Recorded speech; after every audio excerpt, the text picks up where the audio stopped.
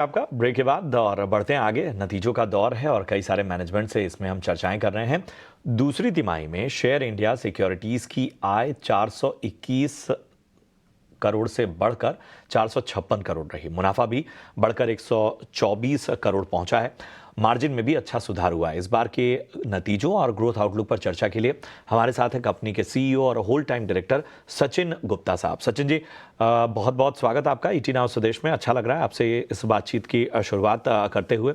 और जैसा मैंने बताया कि जो ओवरऑल नंबर्स हैं वो काफ़ी मजबूत रहे हैं इस तिमाही, और हम देख रहे हैं कि चाहे सिक्वेंशियल बेसिस हो या ईयर ऑन ईयर बेसिस पर अब एक ग्रोथ साफ तौर पर नजर आ रही है। तो हमें बताइए कि इस ग्रोथ को आखिर आपके कारोबार में किन किन फैक्टर्स से सहारा मिला है? Thank you Prashant ji. एक तो overall market was very good. काफी टाइम से हम देख रहे हैं कि रिटेल पार्टिसिपेशन बढ़ रहा है, मार्केट भी अच्छा परफॉर्म कर रही है।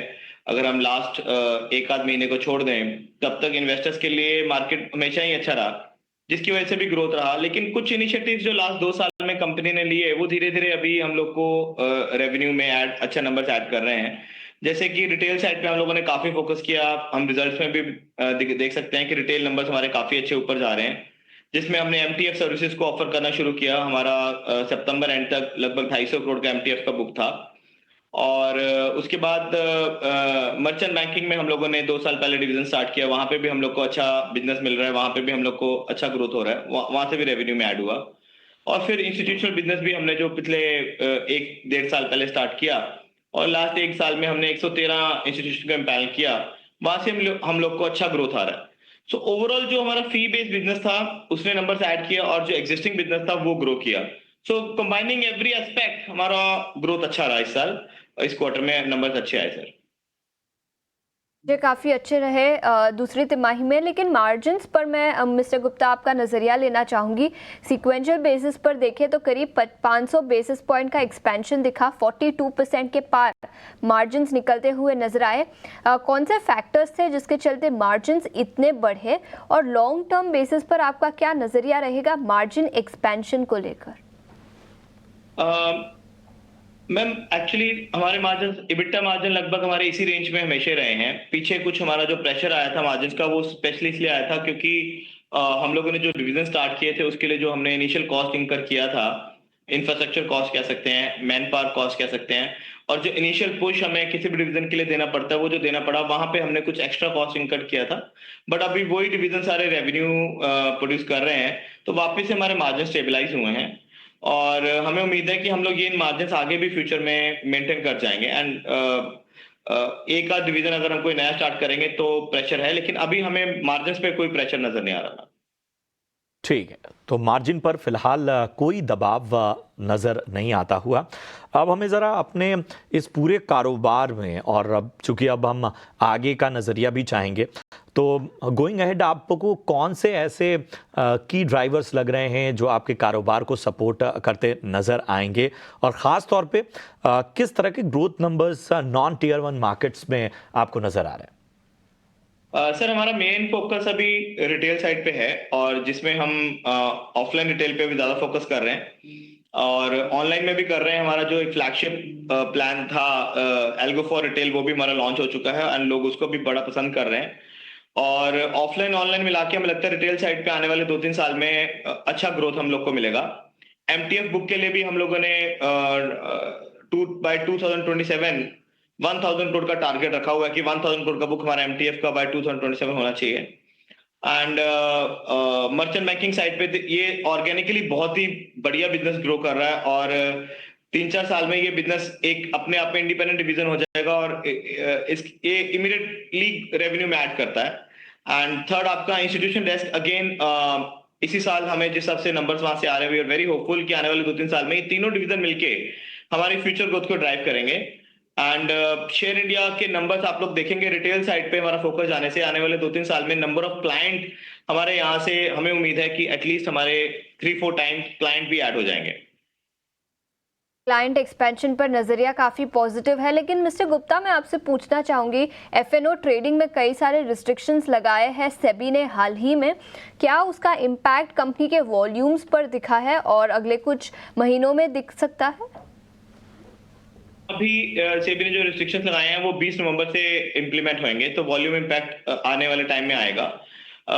सो रीजन ये है कि बहुत सारा रिटेल पार्टिसिपेशन डेरिवेटिव में गया, जिसमें कि बहुत सारा स्पेकुलेटिव बेट्स था, जिसकी वजह से रिटेलर्स को काफी लॉसेस भी आए।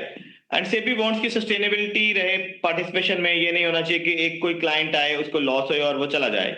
So that for the overall good ecosystem SEBI ये रूल्स लेके आ रही है, which will ensure the longevity of a customer in the market. पहले हम लोग बात करते थे कस्टमर का एज, मार्केट एज क्या है, 5 इयर्स, 4 इयर्स, 7 इयर्स, ये बात खत्म हो जाएगी। सेबी इंश्योर कर रही है कि मार्केट में लॉन्गेविटी रहे क्लाइंट की, वो पैसा गंवाने के लिए नहीं आए, जिससे कि ओवरऑल मार्केट ग्रोथ होएगा। डेफिनेटली वॉल्यूम शॉर्ट पीरियड में नीचे जाएंगे, कितने जाएंगे हम लोग क्वांटिफाई नहीं कर सकते हैं, हमारे को भी उसका थोड़ा प्रेशर आएगा, बट वी बिलीव हमारा कंसंट्रेशन नहीं है एक बिजनेस पे बहुत ज्यादा, तो हम लोग को एक क्वार्टर लगेगा उसको रीएडजस्ट करने में। आफ्टर ए क्वार्टर हम लोग के नंबर्स वापस से रीगेन हो जाएंगे and we are hopeful on year basis हम अपना जो 15-20% ग्रोथ मेंटेन कर रहे हैं, हम वो एबल रहेंगे मेंटेन करने के लिए। मैम बिल्कुल, मेरा अगला सवाल आपसे सचिन है कि आपकी कंपनी ने कैट 3 AIF और PMS सर्विस देने वाली एक कंपनी को शामिल करने की हाल ही में घोषणा की है, तो ज़रा इस पे एक बार रोशनी डालिए। और इसके साथ ही कंपनी के लिए ख़ास तौर पे अगर हम देखें तो growth potential, private wealth, HNIs में अगर हम ग्रोथ पोटेंशियल की बात करें तो किस तरह से देख रहे हैं? प्रशांत जी, ये एक ऐसा डिवीजन है जो कि अभी तक कंपनी का अनटैप्ड है। अभी तक हमने कभी भी वेल्थ सर्विसेज दी नहीं है। हमें ऐसा लगता है कि जिस तरह से 2020 के बाद हमने देखा डीमैट अकाउंट्स में और डेरिवेटिव पार्टिसिपेशन में एक बड़ा बस्ट आया इन्वेस्टर्स का और क्लाइंट्स का, जिसकी वजह से मार्केट का ओवरऑल ग्रोथ हुआ। ये एक वेल्थ डिवीजन ऐसा है जो कि अभी तक अनटैप्ड है, अभी भी बहुत ज्यादा ये मासिस में गया नहीं है, ये मासिस प्रोडक्ट नहीं बना, ये सिर्फ अल्ट्रा HNIs का एक प्रोडक्ट बना।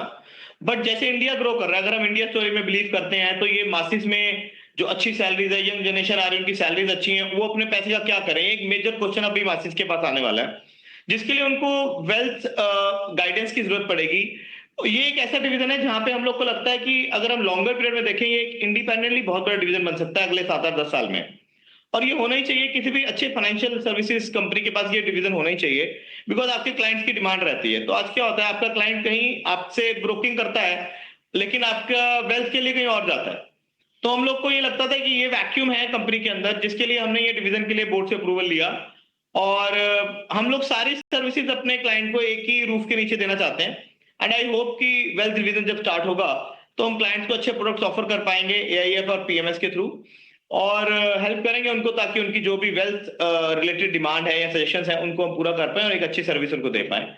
इसके लिए हमारे बोर्ड और हमारी टीम बहुत मोटिवेटेड है, एंड ये भी एक लंबे पीरियड में एक अच्छा डिवीजन रहना चाहिए कंपनी के लिए। सर, लंबी अवधि में अच्छा डिवीजन रहना चाहिए और कंपनी यही चाहती है कि सभी सर्विसेज अंडर वन रूफ दे सके। लेकिन लास्ट क्वेश्चन आपसे पूछना चाहूँगी, 150 करोड़ का fund raise non convertible debentures के द्वारा बोर्ड ने अप्रूव किया है, फंड रेजिंग प्लान्स क्या रहेंगे इसके अलावा कंपनी के?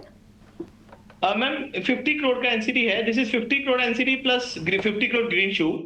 सो ये हम लोगों ने पहली बार डेट मार्केट को ऑर्गेनाइज तरीके से टैप करने के लिए कोशिश किया, बिकॉज MTF में अच्छा ग्रोथ आ रहा है।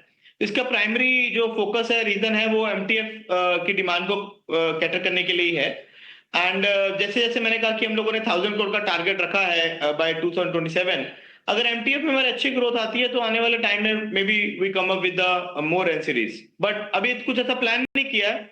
ये डिपेंड करता है बिजनेस ग्रोथ MTF साइड पे कैसे आएगी, then will go for NCDs। Business growth पर आगे के फंड रेजिंग प्लान्स कंपनी के निर्भर रहेंगे। मिस्टर गुप्ता, शुक्रिया समय निकालकर ET Now स्वदेश के साथ जुड़ने के लिए।